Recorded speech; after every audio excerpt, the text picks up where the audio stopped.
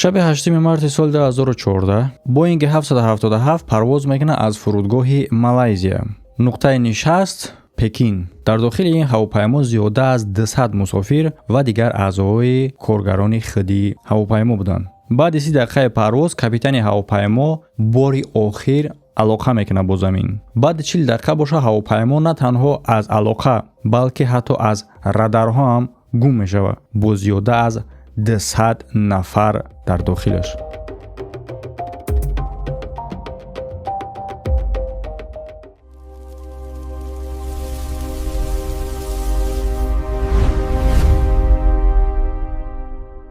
اما سلام دوستان، خوش آمدین به کانال SM شریپوف و من هستم مؤلف این کانال محمد شریپوف. امروز برنامه از روبریکای کریمینالنی расследования. برنامه درباره یک موضوعی که مدت خیلی هم دراز ما در کامنت ها درخواستی را دیده استم، یعنی که ریس 370 و پیشکی دوستو خاطررسان میکنم که برنامه خیلی هم برنامه کلانه ممکنه که دو قسم شود، لیکن دوم قسمش میبره یا اینکه نمیبره وابستگی از آن میکنه که شما چگونه ویدیو را دستگیری میکنین. اگر که برنامه 2000 لایک گرفت و اگر که برنامه دو قسم شد، دوم قسمش هم در یوتیوب میبره. اگر که 2000 لایک برنامه نگرفت، دوم قسمش هم میبره، لیکن در یوتیوب نه، در VIP کانالی ما. کسی که ابونچای VIP کانال باشن خیلی اوجا او دا یگون مشکل نیست، لیکن شما اگر که تنها در یوتیوب باشین 10000 لایک گرفتن در این قدر شماره ابونچا و بیننده ها یگون کاری دشوار نیست، تنها دو کچلیک کمترک بخش میکنین تمام. لیمونچاتون آماده کنین و ما باشه آغاز میکنیم برنامه را. و البته که دوستان عزیز فرق نداره که برنامه چی قدر میشوه، ما در آخر حتما فکرای خدمه در این باره گپ میزنم که موافق فهمیشی ما چی رخ داده در اینجا. در یوتیوب کانال نو با نام تاجیک فلکس که توسط ذهن صنعی سرودهای تاجیکی ایجاد میکنم. در این کانال شما میتونید دریافت کنید سرودهای عشقی، غمگینی، احساسی، درباره زندگی و از همه مهمش آنی هست که شما میتونید پیشنهاد و یا اینکه درخواست کنید سرودی آینده را اگر که شما یگان سرگذشت یا اینکه حکایت شخصی داشته باشین. سرودهایی که شما درخواست میکنید این زمان برای پیشروی کانال بعضی هاش رایگان آماده کرده میشوند. حتما ابونه شوید. سلک در یکم کامنتر از اکریپیچ دیگه و همچنین در اپیسانیای خودی ویدیو. با نگاه نکرده که هواپیما یکی از وسیله‌های نقلیاتی بخطرترین در مقایسه با دیگرها به حساب می‌رود، اینا هم میافتند. لیکن جالبیت این واقعیت در آن هست که اگر هواپیما بیافته هم او را باید بینی که در کجا افتادگیه. لیکن این ریسی که ما دربارش گپ میزنیم دریافت شدگی نیست. فکر میکنی او را یگان کس را بوده باشه؟ اگر همین چنین باشه کی، چرا و کجا؟ بوینگ یگان چیز خوردکک نیست که نوپدید شوه و اون اصلا نیاوی. فکر که این پرچلین سابورده باشن شه. در این ویدیو حرکت میکنیم چی قدری که امکان هست معاین کنیم و فهمیم که چی با این هواپیما رخ دادگیه. البته که موافق همون معلوماتایی که امروز دسترس هستند، یگان چیز از خودمان ما علاوه نمیکنیم. شب 8 مارس سال 2014 بوینگ 777 پرواز میکنه از فرودگاه مالایزیا. نقطه نشست پکین. در داخل این هواپیما زیاده از 200 مسافر و دیگر اعضای کارگران خودی هواپیما بودند. بعد 30 دقیقه پرواز کاپیتان هواپیما باری آخر علاقه میکنه با زمین. بعد 40 دقیقه باشه هواپیما نه تنها از علاقه بلکه حتی از رادارها هم گم میشود با زیاده از 200 نفر در داخلش.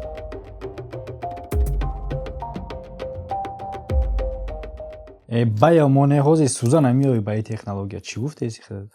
و بله بردارو من نمیدونم که چونین شخص ها از کجا با وجود میآیند، لیکن همین گونه شخص های هستند که من از همین برنامه های همین روبریکه را از جالب بدنشان باور نکردنی میشه و در اصل باور نمیکنن و کامنت ها می نویسن به مثل اونی که گویا که من اینو را خودم ساخته بافته باشم.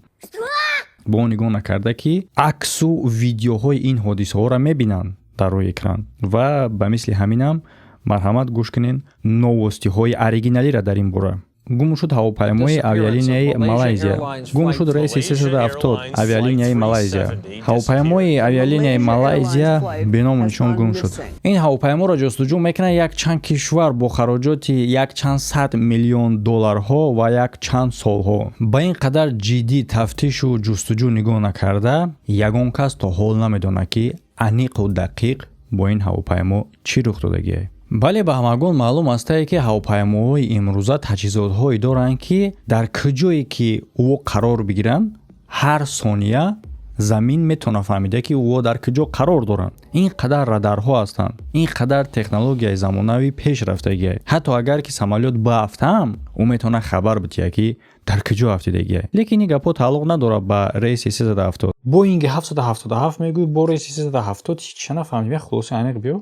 777 بوینگ ای تمغه خودی هواپیماه. ریس 370 به خاطر آنی است که چنین رمزی رقمی داشت. MH370. اگر مدت رجیستراسیون شما به پایان رسیدگی باشه به خواست علاوه به خطر به خارج شدن از کشور در مدت 24 ساعت با هواپیما شما را برده می‌آورند با سرحد قزاقستان. شرکت سفری آسان چیپته ها به هر دو طرف آماده تا سفر شما شود آسان و ساده. راننده های با تجربه تاکسی ها در سرحد به شخصان به حجت میکنند راهنمایی و مدد. چیپته های هواپیما برای آهن به تمام جهان همچنین با شرکت سفری آسان با نرخ دسترس و خدمت اعلی. سفری آسان هم سفر شما.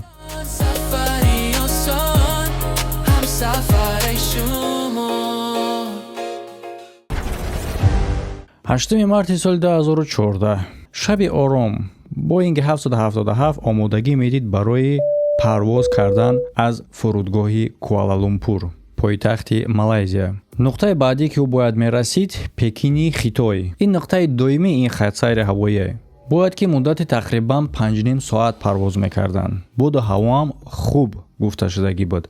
بله یک کمتر تکان میخوردن موافق بود هوا سنجا. این چیزهای عادیه بسیارهای شما اگر در هواپیما باشین با چنین چیزا روبرو شدگی این که کمی میلرزین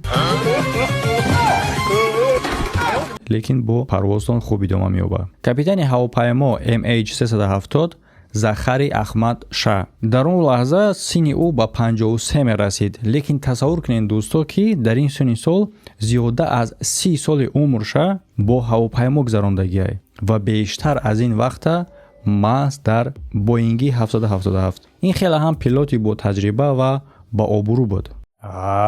چه خیلی پیلوت بچه تاجیکی گبزه. مشکل نیست دوستا اگر که بگین توجیکی بگو ترجمه کردم پیلوت میشه خلبان یعنی که پیلوتی سامالیات خلبانی هواپیما. بله دوستا هواپیما یگان علاقمندی به خر نداره لیکن خیلی دوش هم خر خلا میکنن دایش هم خلبان بوده خیلی به من نیست. دویم خلبان هواپیما باشه فرید عبدالحمید. او 27 ساله بود. البته که تجربه او با تجربه زخری برابر نبود. 4 سال. فرید تنها یک چند پرواز تجربه آموزی داشت در بوینگ 777 لیکن به همه نگاه نکرده قرار گرفتن او در کرسی دویومی خلبان این معنای خیلی هم کلان داشت. بغیر از 10 خلبان باز حضور داشت 10 اعضای هیئت هواپیما که هر یک کدام او تجربه خیلی هم کلان در هواپیما داشتند از 10 تا 30 سال. از شماره مسافرهای این هواپیما باشه به 227 نفر می رسید از تمام جهان. البته پیش از پرواز هواپیما را از سوزشواری پر میکنند و مثل دیگر هواپیما و مقدار سوزشواری که در این هواپیما پر کرده می شود باید 7.5 ساعتی پرواز ده برسه. این 2 ساعت زیاد از آنی هسته که لازمه. برای چی لازمه ما دانستن درباره چقدر سوزشواری داشتن خودی هواپیما. در دیگر حالات ممکنه که مهم نباشه لیکن در این حالت دوستان عزیز مهمه.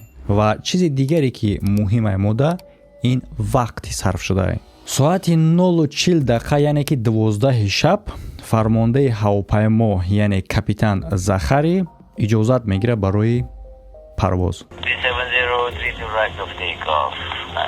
ساعت 1:01 هواپیما پرواز میکرد در مساحت بلندی تقریبا 10.5 کیلومتر. یعنی که این هم مساحت بلندی هسته که هواپیماها در وقتی پروازشون بیشتر در چنین مساحت قرار دارند. صدای فرمانده هواپیما ором ба назар мерасид. Чӣ гунае ки бояд алоқа кунанд мувофиқи тартиботшон ҳамин гуна алоқа мекарданд. Ҳавопаймо дар радарҳо дида мешид.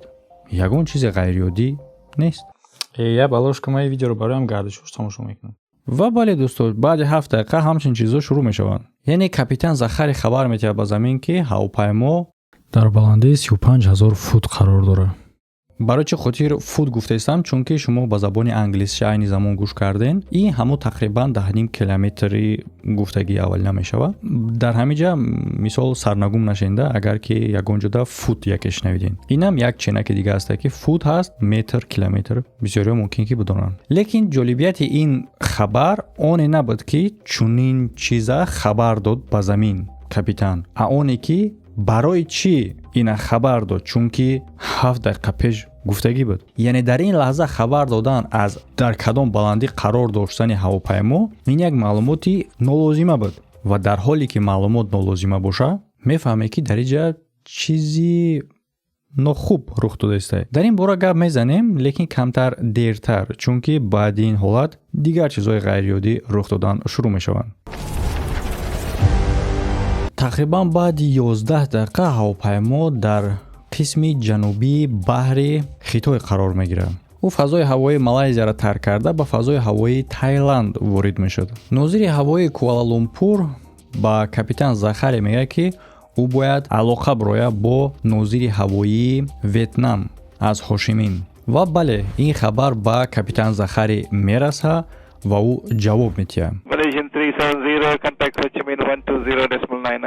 дар ин ҷа ду нуқтаи муҳим аст. Якумаш ки нозири ҳавоӣ 5 рақам номбар мекунад.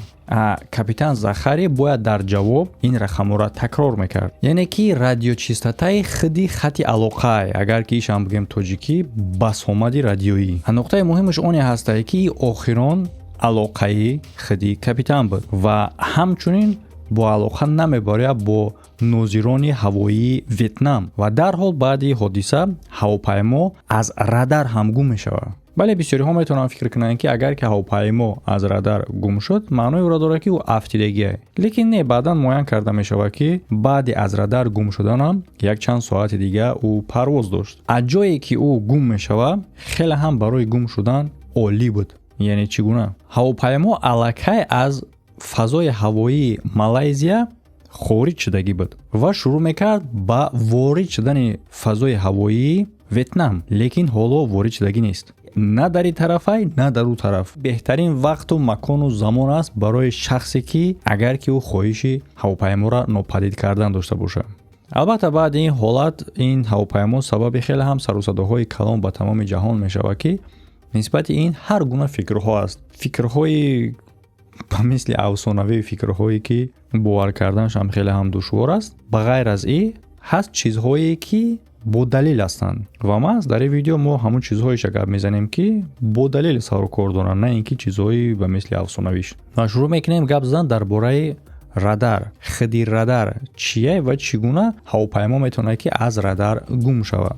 یکم خدی این رادارها دو نمود میشوند. یکم گروهش این همین نمود گروهی که عین زمان شما در اکران میبینین با مثل پارابولیک آنتناهایی که بسیاری همون داریم، با مثل همه این چگونه کار میکنه؟ این سیگنال میفرسته به طرف هواپیما و برگشتن او را حساب میکنه. با مثل بگیم به طرف آینه اگر که تو یک روشنی لازر بداری و برگشتن او را حساب کنی. همین طریق معین کرده می شود مساحت بین خدی نقطه روشنی و آینه. و بله این راهی خیلی هم قدیمیه، 100% معین کرده نمی شود به این جای قرار داشته خدی هواپیما را، سرعت او را و هم محدودیت در مساحت دارند. هواپیمایی که امروز پرواز میکنن با دیم گروهی رادارها کار میکنن که اونا این سیگنال از ترانسپوندر، یک تجهیزاتی هست که در داخل هواپیما قرار داره، از اون قبول میکنن. یعنی که معلوماتی که از این ترانسپوندرهای در داخل هواپیما بده رادارها میتونن قبول کنن، این معلومات ها به مثل در چه قدر بلندی قرار داره، کدام سرعت خطی حرکت کرده است و دیگر معلومات هایی که علاقمندی به هواپیما دارن. لیکن متاسفانه این دیم گروه رادارها هم مشکلی دارن. یعنی اگر ترانسپوندر داخلی خود هواپیما از کار برای و یا اینکه اون کس او را قصداً از کار براره، تمام алоқа миёни радар ва ҳавопаймо гум мешавад. мумкин аст баъзеҳоро дар осмон дилшон беҳузур шудагӣ бошад. аз ҳамин хотир мефароем дар як муддати кӯтоҳ ба замин ки дар он шаб 8 марти соли 2014 баъди ин ҳодиса дар замин чӣ рух медод. браҷон я рекламамон ки чота ба чок пуршид як кабинет бирем. агар ки шумо дар Русия ба ягон сабаб ба реестри контролируемых милиц дохил шуда бошед, ҳеҷ як миёнарав, корманди милитсия, ҳуқуқшинос ва ё ин ки адвокат наметавонад шуморо аз он ҷо хориҷ кунад. роҳи қонунии хориҷ шудан танҳо тавассути муроҷиат ба МВД мебошад.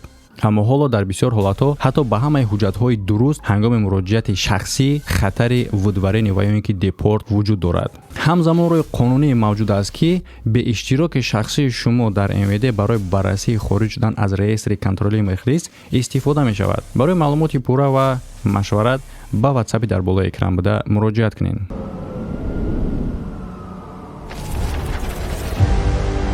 нозири ҳавои Куала-Лумпур ягон чиро мушоҳида намекунад, яъне гум шудани ҳавопайморо аз радар. мумкин аст ба хотири оне ки ӯ банд буд бо дигар ҳавопаймоҳо. вақте муайян мекунад ки ҳавопаймо дар радар дида намешавад, фикр мекунад ки ҳавопаймо фазои ҳавоии ӯра тарк карда ба фазои ҳавоии Ветнам дохил шудагист. аз тарафи нозирони Ветнам боша ӯ мушоҳида мекунанд ки ба фазои ҳавоии ӯ ҳавопаймо ворид шуд, лекин баъдан нопадид шуд. мувофиқи талабот ӯ бояд ки бо ҳамкорошон, яъне ки бо нозирони Куала-Лумпур ба алоқа мебаромаданд барои муайян кардани ин ҳодиса. агар ки дар ин муддат капитани ҳавопаймо бо ӯ ба алоқа набарояд. лекин нозирони ҳавоии Ветнам ин кора намекунанд, яъне ки алоқа намебароянд бо нозирони ҳавоии Куала-Лумпур. ба ҷои и муддати 20 дақиқа ҳаракат мекунанд ки алоқа кунанд бо рейси 370. танҳо баъди ин хабара ба Малайзия мерасонанд. дар навбати худшон нозирони ҳавопаймои Куала-Лумпур алоқа мекунанд бо ширкати ҳавоии Malaysia Airlines ва ӯ ҷавоб метиҳанд ки ҳамаш хубе. мувофиқи нақшаҳои ӯ ҳавопаймо парвоз дорад дар фазои ҳавоии Камбоҷа. барои чӣ хотир ман иҷара қайд кардам ки мувофиқи нақшаҳои ӯ, яъне ки ин маълумоте ки ширкати ҳавоӣ метиҳад, ин маълумоти дақиқ не, балки аз рӯи нақша буд. яъне ки мувофиқи нақшаи ӯ дар ин муддат, дар ин вақт бояд ки ҳавопаймо дар ҳамун ҷо қарор дошта бошад. ҳамин тариқ тақрибан соати 2 шаб ҳама тарафҳо ба хулосае меоянд ки парвоз хуба ягон мушкилӣ рух додагӣ нест. ки ин сабаб мешавад ки ягон таъйиво мушоҳида кардан наметонанд маълумотҳои хеле ҳам пасифаду кандаи аз ҳамун радарҳои гуфтум қисми якуми қадимӣ буданд. яъне ки мувофиқи маълумоти ин радарҳо, бале ҳавопаймо идома медод парвоз шавад, лекин ба он самти не ки ҳама ин тарафҳо фикр мекарданд. ба сабаби беаҳамиятии нозирони ҳавоӣ ягон кас хабар наметиҳад дар бораи гум шудани ҳавопаймо ба мақомоти авиатсионии Малайзия ки ин кора бояд мекарданд. дар чунин ҳолат то ин вақта 4 соати дигар мегзарад ки дар вақти муайяншуда ҳавопаймо бояд дар Пекин менишаст, наменишина, баъдан ҳавопайморо гумшуда эълон мекунанд. шурӯъ мекунанд ҷустуҷӯи ҳавопайморо дар қисмати ҷанубии баҳри Хитой. бале ин аз рӯи мантиқай, чунки якумин бор аз радар гум шудагӣ буд маҳз дар ҳамин ҷо. даҳҳо нақлиётҳои ҳавоиву обии Ветнаму Малайзия ба ҷустуҷӯи ин ҳавопаймо буданд, лекин мутаассифона ягон из аз ӯ дарёфт карда наметавонанд. танҳо як чанд рӯз баъди ин ҷустуҷӯ мувофиқи маълумотҳои ҳамун радарҳои қисми якуме ки гуфтем қадима буданд ва як чанд радарҳои ҳарбии дигар муайян карда мешавад ки ҳавопаймо аввал як гардиши хеле ҳам сахт кардаги тақрибан 180 градус миёни Ветнаму Малайзия мегзара фазои ҳавои Малайзияра, мегзара Индонезияра ва ба тарафи ҷануб меравад. баъди чи як чанд соати дигар парвоз мекунад ва тамоман нопадид мешавад. яъне ки ҷолибии ин маълумоте ки мувофиқи радарҳои қадима муайян карда мешавад чӣ буд? оне ки ин хати парвоз тасодуфӣ наметавонад рух бидиҳад ва ё ин ки дар натиҷаи ягон садамаи ҳавоӣ. ин маҳз кори қасдан аст ва мувофиқи нақша. касе ки агар ин кора накарда боша, ӯ нақшаи дароз дошт дар ин бора ва медонист ки чӣ кор кардаистад. лекин барои чӣ ин кора кард? ва ҳоло ҳавопаймо дар куҷо қарор дорад, бо зиёда аз 200 мусофир. мо нигоҳ накарда ки Boeing 777 хеле ҳам ҳавопаймои калонай, ҷустуҷӯ кардани ӯ осон нест. агар ки ту надонӣ ки ӯра ту дар куҷо гум кардагӣ, надонӣ ки ту бояд куҷора биковӣ. ва ин гапҳо дахл дорад ба Малайзия. яъне ки аввалан Малайзия фикр мекард ки дар баҳри ҷанубии Хитой қарор дорад ва даҳҳо нақлиётҳои ҳавопаймои обира ба ҷустуҷӯ равона карданд инҷо. мувофиқи маълумоти дуюме ки ҳавопаймо умуман дар ин баҳр нест, ин маълумотро вохудшон муайян накарда буданд. ин маълумотро хабарнигоро муайян кардагӣ буданд. тасаввур мекунед бардоро? ва танҳо баъдан Малайзия ин маълумоте ки аз хабарнигоро дастрас шидагӣ буд тасдиқ мекунанд. баъд як чанд вақти дигари гум шудани ҳавопаймо бо ҷустуҷӯ ворид мешавад ширкати бритониёии лондонӣ Inmarsat. ин ширкат сарукор доранд бо коммерчески спутнико. ҳавопаймои мусофиркашонӣ қисмати кори ӯ ба ҳисоб намеравад. лекин дар ин ҳолат муайян карда мешавад ки мувофиқи маълумотҳои спутникои Inmarsat дар якҷоягӣ бо радарҳои дар замин буда ӯ метавонанд муайян кунанд тамоми хати парвози рейси 370 ва ҳамчунин ин кор метавонад сабаб бошад ки хат бизананд аз рӯи хат ҷойҳоеро ки умуман дар он ҷо ҳавопаймо парвоз кардагӣ нест. тамоми хати парвози Боинга мешавад ки ба ду қисм тақсим кунем. якум қисмша мо медонем мувофиқи маълумотҳои радарҳои оддӣ ва радарҳои ҳарбӣ. дуюм хати парвоз бошад барқарор карда шудагиай мувофиқи маълумотҳои спутнико. қисмати якуми хати парвоз буд 40 дақиқа пеш аз хомӯш кардани транспондерҳо ва як соати дигар баъди хомӯш кардани онҳо ба ягон кас шубҳанок набуд. яъне ки дар ин ҷо якум сабаби ин ҳодиса муайян карда мешавад сабаби оддие ки барои ягон кас шубҳанок нест. буданд дар таърихи ҳавопаймо ҳолатҳое ки транспондерҳо аз кор мебаромаданд бо ягон сабабу садамаҳое ки дар дохили ҳавопаймо ба вуҷуд меоянд ба мисли сӯхтор ва ё ин ки дигар мушкилиҳои техникӣ. ҳаст дигар ҳолатҳое ки дар дохили ҳавопаймо сӯхтор ба вуҷуд омадагиай бо сабабҳои гуногун ба мисли батареяҳое ки онҳо мегузаронданд мебурданд ба дигар ҷоҳо. агар гап занем бо камтар дуртар мерем бародаро. агар ки ҷолиб бошад чунин барномаҳо дар умум бо ҳавопаймоҳо, дигар ҳодисаҳое ҳастанд ки метавонем ки дар бораи онҳошам ба навор бигирем. ман намехоҳам ки мисол оварда бо дар ин мобайн ҷойгир кунам як ҳодисаи дигареро ки аз мавзӯъ камтар дуртар мешем. яъне ки барои чӣ хотир чунин хулоса мебароранд ки дар дохили рейси 370 сӯхтор ба вуҷуд омадагӣ боша мумкин ва сабаби аз кор баромадани транспондерҳо шудагиай. сабаб оне буд ки ин ҳавопаймо ҳам дар дохили борҳош батарей дошт. лекин баъдан муайян карда мешавад ки онҳо махсус дар қутиҳои ҷойгир карда шудагӣ буданд ки наметонистанд ягон хел сабаби сӯхтор шаванд дар дохили ҳавопаймо. лекин чизе ки имконияти сӯхторро дар дохили ҳавопаймо рад мекунад на танҳо оне буд ки дар махсус қутиҳои зидди сӯхтор ҷойгир карда шудагӣ буданд ин батареяҳое ки ҳавопаймо ба дигар ҷо мебурд, хати парвоз ва якчанд далелҳои дигаре ки шаҳодат медоданд аз оне ки сабаби аз кор баромадани транспондерҳо ин сӯхтор нест. гап сари онае ки ҳангоме ки транспондерҳо аз кор мебароянд ҳавопаймо нопадид мешавад. ин ҳодисаҳо рух медиҳанд ҳамаш дар як вақт не. аввалан хомӯш мешавад як қисмати кории транспондерҳо, баъди 37 сония ӯ тамоман аз кор мебароянд. яъне ки ин маълумот ба мо онеро мефаҳмонад ки сабаби аз кор баромадани транспондерҳо ягон таркиш ёки сӯхтор нест, аммас кори дастиай. ва ба ғайр аз ин гардиши хеле ҳам сахти ҳавопаймо ки тақрибан 180 градуса дар бар мегирифт, ин маънои ӯро дорад ки ин гардиш аз тарафи одам иҷро карда шудагӣ буд. яъне ки автопилот ин кора карда наметавонад. ва чизи ҷолиби дигар, агар фикр кунем ки ҳолати дар дохили ҳавопаймо рух дода, ӯро маҷбур кардае ки чунин гардиши калон кунанд ва капитани ҳавопаймо ба хулосае омадагие ки чунин гардиши сахт кунанд то ин ки дар ягон ҷо бишонанд ҳавопайморо. лекин ҳавопаймо намешинад, ӯ давом метиҳад парвозша. ва ҳамчунин мувофиқи маълумотҳои радаре ки қисми аввали парвоза муайян кардагӣ буданд, гуфта мешавад ки ҳавопаймо аз тарафи дастӣ идора карда шудагиай. хуб ба хулоса омадем ки парвози ӯ ба идораи дастӣ буд. лекин ин чиро ба мо нишон медиҳад?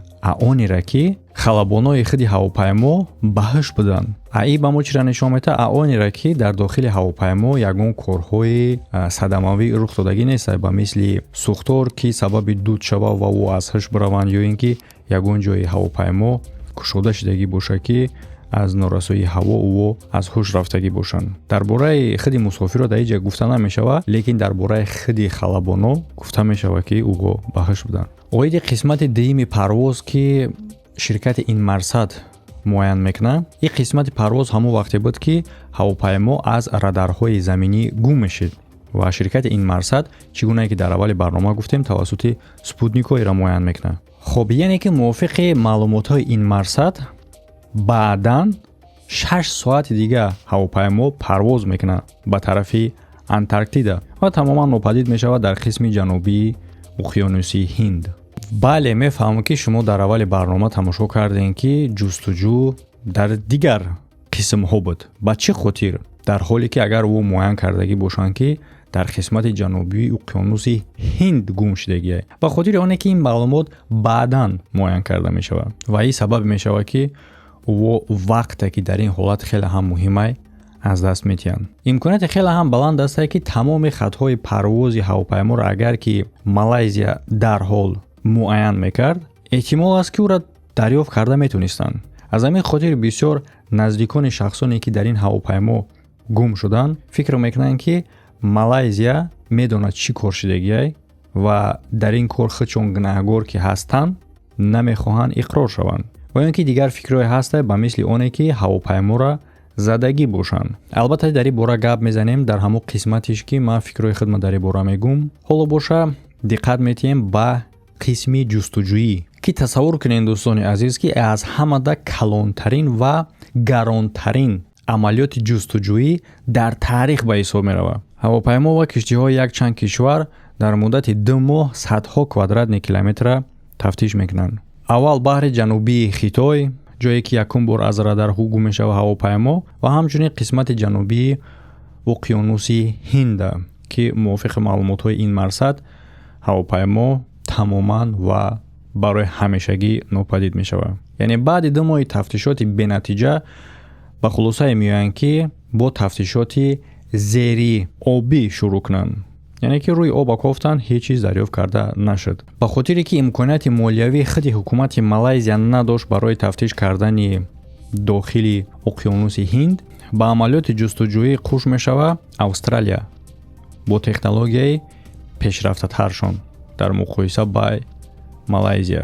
яъне ки ӯҳо садҳо квадратни километра тафтиш мекунанд дар муддати якчанд сол ва харҷ мешавад зиёда аз $100 миллион, лекин ягон чиз дарёфт карда наметавонанд. баъдан ҷустуҷӯро идома медиҳад як ширкати коммерческии амрикоӣ бо номи Ocean Infinity. мувофиқи созишнома бо ҳукумати Малайзия, шахсоне ки ҳавопайморо ҷустуҷӯ мекарданд аз ширкати Ocean Infinity мукофотпулӣ ба даст меоварданд дар ҳолати дарёфт кардан, на ин ки ҳам ту вақт сарф кардему пул бигирем. лекин мутаассифона баъди якчанд моҳи тафтиш дар қисмати ҷанубии уқёнуси Ҳинд ягон чиз ин ширкат ҳам дарёфт карда наметавонад. моҳи июли соли 2015 тақрибан 16 моҳ баъди гум шудани ҳавопаймо, раҳрубои кӯчагӣ дар ҷазираи Юньёни уқёнуси Ҳинд як чизи ҷолиб дарёфт мекунанд ки айни замон ма шуморо дар рӯи экран нишон медиҳам. чӣ гунае ки баъдан муайян карда мешавад, як қисми ҳавопаймои Боинги 777 ки номаш Флаперон аст. айни замон шумо дар рӯи экран мебинед, ин ҳамин қисмаш. ва касе ки агар надона, ман фикр мекунам ки медонед, ҳавопаймо ба мисли дигар техникаҳо ҳам аз қисмҳо иборат аст ва ин қисмҳо рақамҳои махсус доранд ва мувофиқи ҳамин рақамҳо муайян карда мешавад ки қисми дарёфт карда шуда ба кадом ҳавопаймо ё ки ба кадом техника тааллуқ дорад. ҳамин гуна муайян карда мешавад ки ин қисмат на танҳо ба тамғаи Boeing 777, балки маҳз ба ҳамин Boeing 777 ки рейси 370 буд ба ҳамон тааллуқ дорад. ҳамин тариқ дар назди соҳилии Мадагаскар ва наздикҳои ин минтақа даҳҳо қисмҳои дигари ҳавопаймо дарёфт карда мешавад. бале, тамоми қисматҳои дарёфт карда шуда ки тақрибан ба 20 адад мерасанд, намешавад ки 100% бугӯ ки ҳамаш аз маҳз ҳамин рейси 370 ай. танҳо гуфта мешавад ки ҳамаш аз боинги, аз тамғаи боинги 777 ай. ба кадом хотир гуфта намешавад? ба хотири оне ки на дар ҳамаш рақамҳои махсус дида мешавад ки ӯро битони тааллуқ битии маҳз ба ҳамин ҳавопаймои рейси 370. лекин мутахассисон мегӯянд ки ба он нигоҳ накарда ки рақамҳои махсус дар бисёриҳош муайян карда намешавад, имконияти хеле ҳам баланд аст ки маҳз аз ҳамон бошад. яъне ки муайян карда шуд ки аз боинги 777 ва ҳавопаймои гумшудаам ки рейси 370 буд, боинги 777. яъне ки танҳо дар инҷа мега 100% гуфта наметавонем, ба хотири оне ки рақам дар ҳамаш нест. хитон яъне ки мефаҳмем ки имконияти хеле ҳам баланд аст ки ин пораҳо ҳам маҳз аз ҳамин ҳавопаймо. аз як тараф мешавад фикр кунӣ ки дарёфт кардани чунин қисматҳо ба ту имконият метиҳад ки муайян кунӣ чӣ рух додагия бо ҳавопаймо, лекин дар асл на он қадар. ин дарёфт ба ту танҳо имконият метиҳад ки тасдиқ кунӣ маълумотеро ки ин марсад муайян кардагӣ буд ки дар уқёнуси Ҳинд гум шудагиай, яъне ки дар ҳамунҷо афтидагиай ҳавопаймо. баъдан муайян карда мешавад ҳаракатҳои об ба кадом тараф, ки инҳо ҳам тасдиқ мекунанд ки агар ки дар ҳаминҷа меафтид, ҳаракати об ба кадом тараф буд, ба ҳамун тарафе ки дар натиҷа қисматҳои ин ҳавопайморо дарёфт карданд. танҳо як чизи дигар ки мо метавонем ира муҳим биҳисобем дарёфти ин пораҳо нишон медоданд чира? онеро ки дар дохили ҳавопаймо ягон таркиш ё сӯхтор ба вуҷуд омадагӣ нест. чунки агар мебуд чунин кор, изҳои таркиш ё ин ки сӯхтор дар пораҳо дида мешуд ва ин дар навбати худаш ба мо онеро нишон медиҳад ки коре ки бо ҳавопаймо рух додагиай кори дасти қасдани шахсай, на ин ки ҳолатҳои фавқулода. соли 2018 ҳукумати Малайзия натиҷаи амалиёти тафтишотишона ба мардум пешниҳод мекунад ки 450 саҳифаро дар бар мегирифт. дар ин саҳифаҳо бештар маълумот дар бораи худи тамғаи ин ҳавопаймо буд, натиҷаи амалиёти тафтишотӣ ва маълумотҳо аз радарҳо. яъне ки ин 450 саҳифа ҳуҷҷати ҳукумат пешниҳод карда ягон чизи ҷолиб, ягон маълумоти муҳим намедод, чунки худшон дар ҳамунҷа бо мегӯянд ки сабаби аниқи гум шудани ҳавопайморо муайян кардан ғайриимкон аст. лекин як чизи ҷолибтар дар инҷа ҳаст. танҳо як чиз оне ки хомӯш ва ё ин ки аз кор баровардани транспондерҳои худи ҳавопаймо кори дасти шахсӣ аст, на ин ки ҳолатҳои фавқулода. ва ин маълумот барои мо лозим аст ва ин маълумот хеле ҳам маълумоти муҳим аст. чӣ гуна ки аз аввали барнома шумо ба ёд дорен, хомӯш кардани транспондерҳо ва ё ин ки аз кор баромадани унҳо ва гардиши хеле ҳам сахти ҳавопаймо ҳамаш тақрибан дар як вақт ва дар як ҷои хеле ҳам олӣ рух метиҳад ки ҳавопайморо метавонӣ бигрезонӣ, яъне ки пинҳон кунӣ аз радар.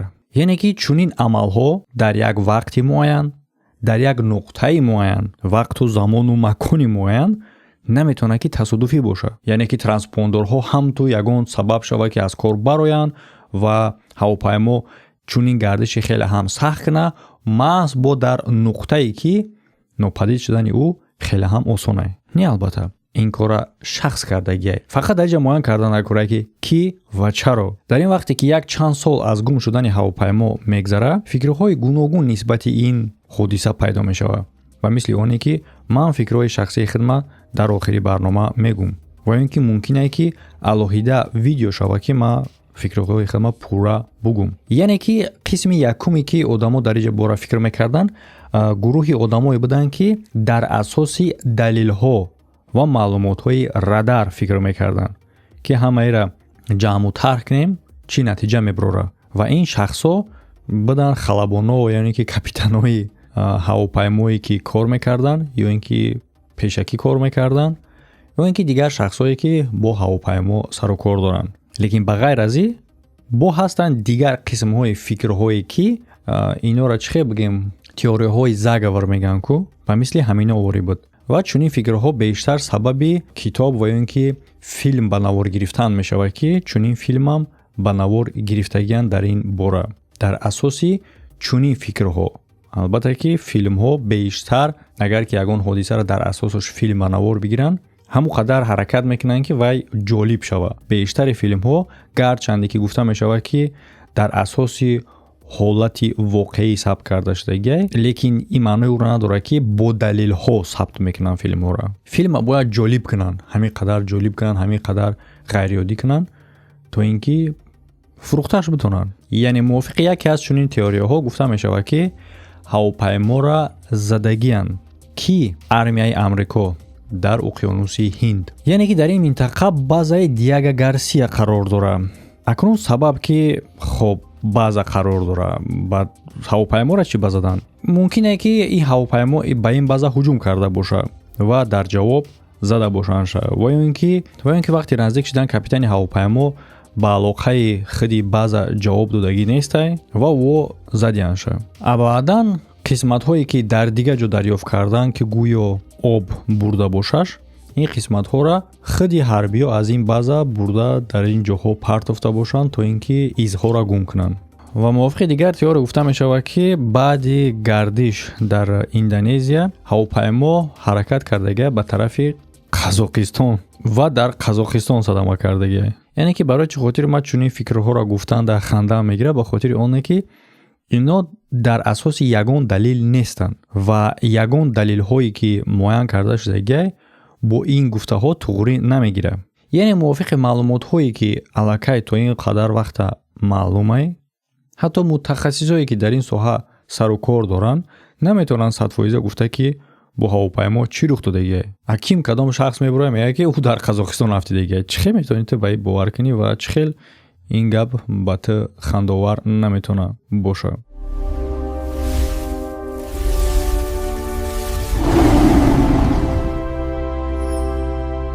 акун гап мезанем дар бораи фикри мутахассисое ки дар ин соҳа сару кор доранд. якумаш ҳолатҳои фавқулодае ки метавонанд бо ҳавопаймоҳо рух битиҳад. бо ин ҳавопаймо эҳтимоли хеле ҳам баланд астае ки чунин ҳолатҳо рух додагӣ нест. дилхоҳ ҳолатҳои фавқулодае ки метавонед дар сартон биёрен фарқ надорад. барои чӣ хотир ҳолатҳои фавқулода дариҷа шидагӣ нест, эҳтимоли хеле ҳам баланд қатъӣ? ба хотири хати парвози ӯ. яъне ки дилхоҳ ҳолатҳои фавқулодае ки агар рух медод, чунин хати парвоз дар натиҷа мо намедоштем. яъне ки ҳангоми транспондорҳо аз кор баромадан агар кори дастӣ намешиду ягон ҳолатҳои фавқулода мешид, ҳавопаймо меафтид, 6 соати дигар парвоз намекард. дуруст? яъне чунин фикр астае ки баъди аз кор баромадани транспондорҳо кадоме аз як нафари халабонҳо ҳавопайморо идора мекард. дуюмуш боша ё ин ки беҳуш буд ва ё ин ки наметавонист дохили кабинаи ҳавопаймо шавад. он як шахсе ки ҳавопайморо идора мекард, ҳавопайморо ба баландии 40,000 фут баровардагӣ ва коре кардагӣ ки ҳавопаймо кушода шавад, яъне ки ҳавои ӯ хориҷ шавад. дар ин ҳолат ҳастай чунин маскаҳое ки шумо мебинед дар рӯи экрантон, ино кислород доранд, лекин кислороди дар дохили ино буда 10-15 дақиқа мерасад ва баъди чӣ тамоми мусофирро аз ҳуш мераванд. кислороде ки капитан дорад барои ӯ басандаи дар давоми як чанд соат. ҳамчун гуфта мешавад ки ҳангоми хомӯш кардани транспондорҳо дигар қисмҳои электронии ҳавопаймо хомӯш карда шудагӣ буданд, ба мисли хати алоқаи спутникӣ бо ҳавопаймо, ки ин сабаби қатъ шудани хати алоқа миёни ҳавопаймову нозирони ҳавоӣ аз замин мешавад. агар ки чунин фикр дуруст боша, то дар ин вақт ҳавопайморо идора мекард танҳо як шахси зинда.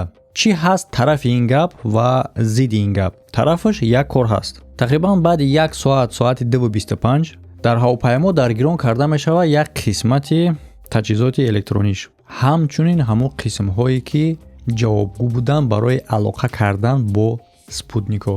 ва қисман ҳамин сабаб мешавад ки баъдан тамоми хати парвози ҳавопайморо тавассути спутник, ширкати Инмарсат муайян мекунад. ва дар ин вақт баъди аз нав даргирон кардани ин қисматҳои электронии ҳавопаймо, чӣ гунае ки дар аввал гуфтум ҳавопаймо ба чунин ҳолате оварда мешавад ки ҳавои ӯ хориҷ шавад, чунин мушкилиам бу бартараф карда мешавад. яъне ки чунин сухан астае, ма ба тоҷикӣ гуфтани ин душворе, танҳо маъноша мегумтон герметизатсия астае ва разгерметизатсия астае. разгерметизатсия оне ҳастае ки дар ҳавопаймо ягон сурохие ба вуҷуд биёяд ки ҳавои ӯ даробарош кушода шавад, яъне ки дар ҳавопаймо набояд чунин кор бошад, чунки ба ӯ баландие ки ӯ мебарояд кислород нест. ман ҳоло бардоро як чиша тарҷума кардам барои ки бо дар коммент сар вайрон накунанд. Барои ба тоҷикӣ мешавад герметиконӣ разгерметизатсия мешавад ғайри герметикӣ. биёин бардоро ин қисматош ҳам хубтар шад ки ба ҳамун русуш бигум. яъне ки чиро нишон медиҳад? онеро ки дӯстони азиз, дар ҳаминҷа барнома яъне ки аниқтараш қисми якуми барнома ба поён мерасад. барнома аз 1 соат зиёд ай дӯстони азиз. ин қисмаш 2000 лайк мегирад. ман давомша мепартом ва бародарое ки обуначии вип канал ҳастанд, барои ӯҳо чунин мушкилӣ нестай, ӯҳо да шарт нестай ки интизор шаванд ин барнома кай 2000 лайк бигирад, чунки барномаҳое ки дар инҷа мебарояд аллакай хиди ҳамин барнома пеш аз оне ки дар ютуб баромадагӣ буд, аллакай дар вип канал баромадагӣ буд, ки айни замон шумо дар рӯи экран мебинед. ҳама қисмаш як бора дар як рӯз ва пеш аз ютуб. агар ки шумо дар вип канал набошен ва ё ин ки нахоҳед интизор шида кай барнома 2000 лайк мегирад то ин ки давомша бинен, метавонед шумо ҳам ворид шавен ҳамроҳи мо дар вип канал, ҳамроҳи дигар бародаро ва барномаҳоро беинтизорӣ тамошо кунед. ва ҳамчунин дар вип канал на танҳо ин барномаҳо як бора ва пеш аз ютуб бо як бартарияти дигар дорад ки дар онҷа шумо береклама тамошо мекунед. ба ғайр аз ҳамаи ин, бо вип канал махсус барномаҳои худша дорад ки уно дар ютуб умуман намешаванд. шахсоне ки хоҳиши вип канал рафтан доранд, марҳамат, ссилка дар рӯи экран дар ҳаминҷа баромадагӣ метавонед биҷиқен бигзарен ва ё ин ки якум комментария хабар бигирен. дар уҷа ҳам ссилка ҳаст. а касоне ки мехоҳанд барномаро дар инҷа тамошо кунанд, ҳаракат кунен, видеоро лайк монед, ба дӯстотон падилитса кунен, то ин ки ҳарчи зудтар 2000 лайк бигиранд. ҳамада хайр то барномаҳои оянда.